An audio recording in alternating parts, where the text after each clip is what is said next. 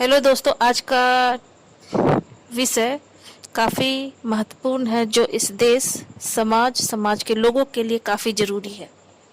शिक्षा। शिक्षा शब्द जितना छोटा है, इसका अर्थ उससे कहीं अधिक बड़ा है। लेकिन कुछ माता पिता ये सोचते हैं कि बच्चों को इसलिए पढ़ाना चाहिए ताकि वो सरकारी नौकरी अर्जित कर सके और अपने पैरों पे खड़े हो सके या अच्छा जॉब कर सके। लेकिन क्या बस सरकारी नौकरी के लिए, जॉब के लिए, पैरों पे खड़े होने के लिए ही शिक्षा अर्जित करनी चाहिए, या इसके और भी कई फायदे हैं? आइए देखते हैं। शिक्षा से तो हम अपने पैरों पे खड़ा हो ही सकते हैं, लेकिन इसके अलावा भी शिक्षा के बहुत सारे फायदे हैं।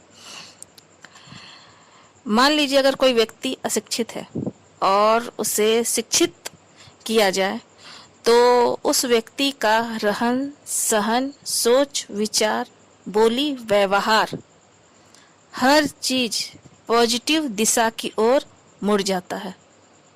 वो हर चीज में एक सकारात्मक दृष्टिकोण रखता है।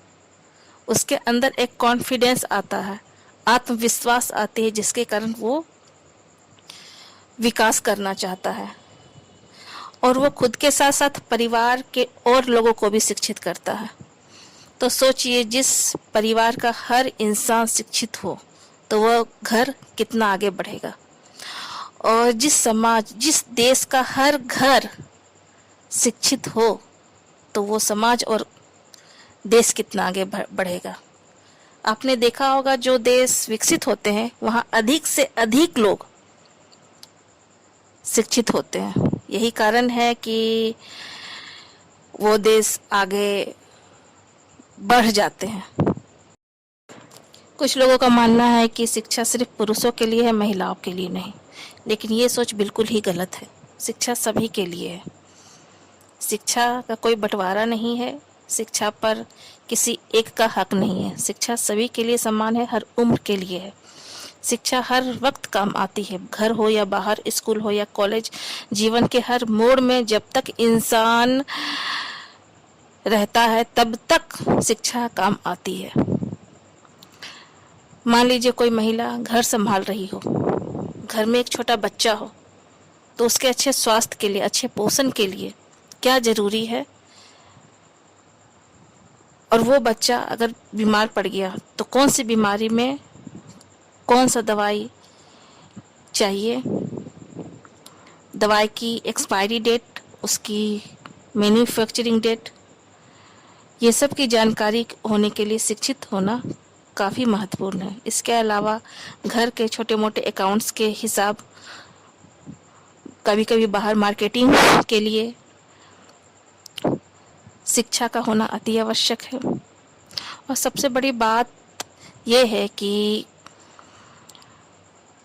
जब हमारी शिक्षा की देवी माता सरस्वती एक नारी हो सकती है, तो शिक्षा प्राप्त करने वाली एक नारी क्यों नहीं हो सकती? ये सारी चीजें हम लोगों को समझना होगा।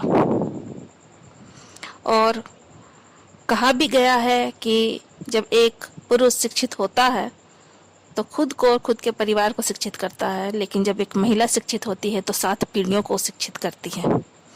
मान लीजिए कोई बच्चा शिक्षा हासिल कर रहा हो और अच्छी जॉब प्राप्त कर लिया हो, और उसके माता पिता अशिक्षित हैं, और वो बच्चा अपने दोस्तों से, अपने बॉस से माता पिता को मिलवाना चाहता हो या अपने ऑफिस लाना चाहता हो, तो उसके माता पिता क्या महसूस करेंगे? जाहिर सी बात है, पढ़े लिखे लोगों के बीच खुद को असहज महसूस करेंगे।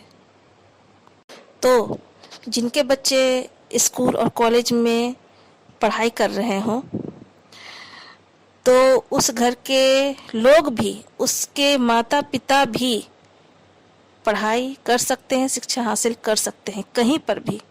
आजकल इंटरनेट का ज़माना है, इंसान घर में भी बहुत सारी पढ़ाई करता है। आने वाला समय काफ़ी एडवांस होने वाला है, तो अगर हम चाहते हैं कि हम अपने बच्चों के साथ कदम से कदम मिलाकर आगे बढ़ें, कंधे से कंधे मिलाकर आगे बढ़ें, तो हमें शिक्षा प्राप्त करनी होगी, चाहे वो घर में हो या इंटरनेट के माध्यम से हो या टीचर के द्वारा हो। अगर हम शिक्षा हासिल करते हैं तो हमारा कॉन्फिडेंस लेवल आगे बढ़ता है और जिससे हमारे बच्चे भी काफ़ी हमें देखकर गर्व फील करेंगे और घर के साथ साथ ये समाज और इस देश के लिए भी हर इंसान का शिक्षित होना काफ़ी ज़रूरी है। तो आज का टॉपिक यहीं ख़त्म करती हूँ। धन्यवाद।